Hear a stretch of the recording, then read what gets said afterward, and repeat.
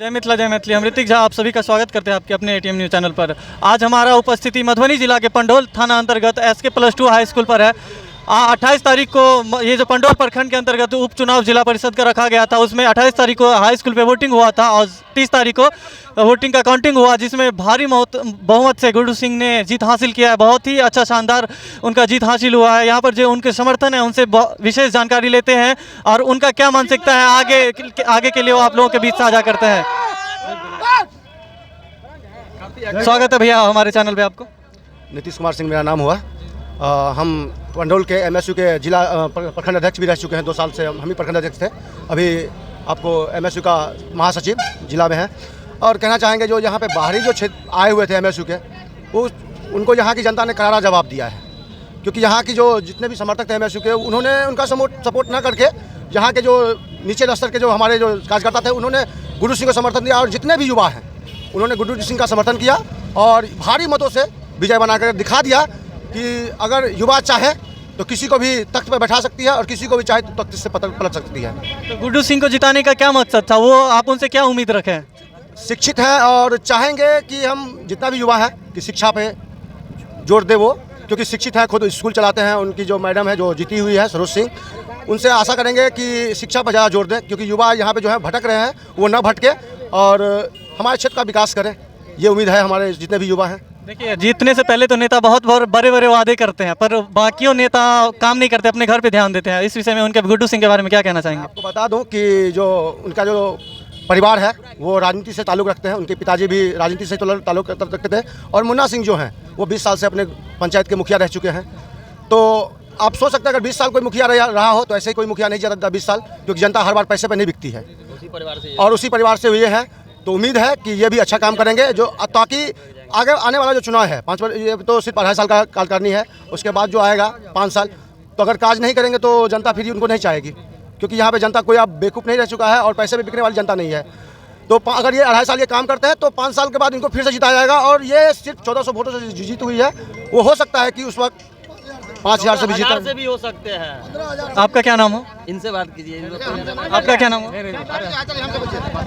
क्या नाम हो आपका? मेरा नाम नीतीश झा हुआ, सोहराय। क्या कहना चाहेंगे, इनका जो इतना भारी बहुमत से जीत हासिल हुआ है, क्या कहना चाहेंगे गुड्डू सिंह के बारे में? देखिए, 1400 वोटों से जीतना बहुत बड़ी बात है।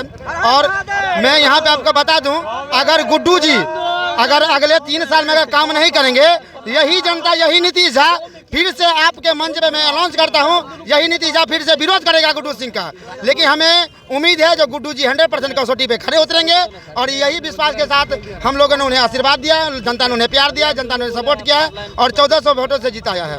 क्या उम्मीद है उनसे, मतलब किस किस क्षेत्र में काम करेंगे? देखिए, सबसे पहले जिस दिन नॉमिनेशन करवाई थी, और आप जब कैंपेनिंग करते हैं तो आप लोग जाते हैं कैंडिडेट के पास, और कैंडिडेट से जब सवाल करते हैं तो कैंडिडेट यादव फैक्टर, मुस्लिम फैक्टर या अन्य जाति का फैक्टर करते हैं। लेकिन हमारे कैंडिडेट पे जब एक चैनल वाले आए थे, वो पूछे सब सवाल, तो हमारी जो कैंडिडेट है वो सबसे बोली जो हम शिक्षा पे काम करेंगे, यानी एक शिक्षित होने का जो रोल अदा होता है वो मैडम बखूबी रूप से करिए। दूसरा शब्द बोली जो हम स्वास्थ्य पे काम करेंगे, यानी 2 अहम मुद्दा है, शिक्षा और स्वास्थ्य, जिस पे 2 मैडम सबसे पहले शब्दों में मतलब नाम बोली जो हम शिक्षा और स्वास्थ्य पे काम करेंगे। तो हमें उम्मीद है जो आने वाले 3 साल उन्हें सेवा करने का मौका मिला है जनता के द्वारा, वो 3 साल में शिक्षा और स्वास्थ्य, जल नल और शौचालय पे काम करेंगे।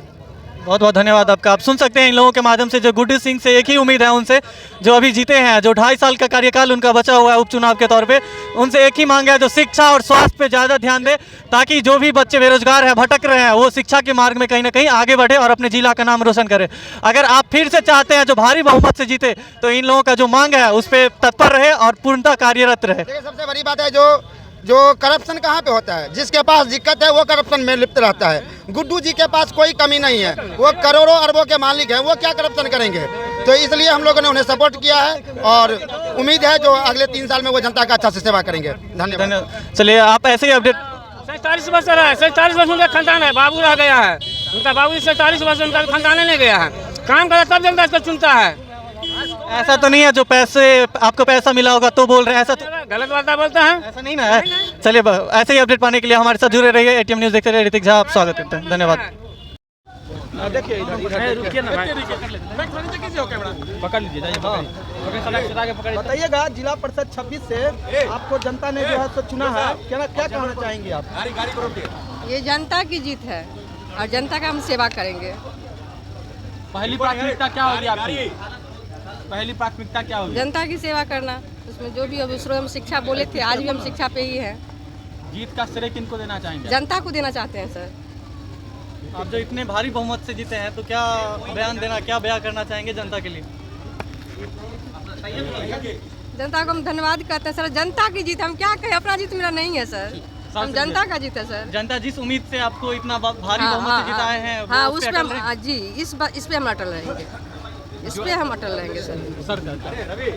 बताइएगा आप क्या करना चाहते हैं? जीत के मौके पर सर कितनी खुशी महसूस हो रही है और क्या कहना चाहेंगे? सर ये जीत हमारी नहीं, हमारे मतलब इमोशनल जनता की जीत है। उसने अपने मतों को नहीं बेचा।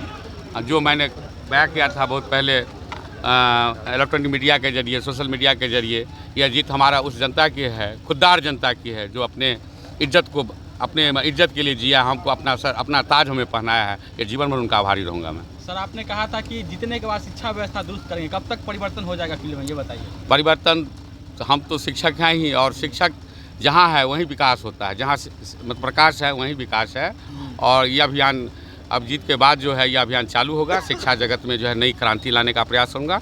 गरीब गुरबे, पिछड़े अति पिछड़े के बच्चे विद्यालय तक पहुँचे, यह पहली प्राथमिकता होगी। हाई स्कूल की व्यवस्था देखी जाएगी। शिक्षा मेरा मुख्य, क्योंकि शिक्षा के बिना अंधकार है जीवन। चलिए बहुत बहुत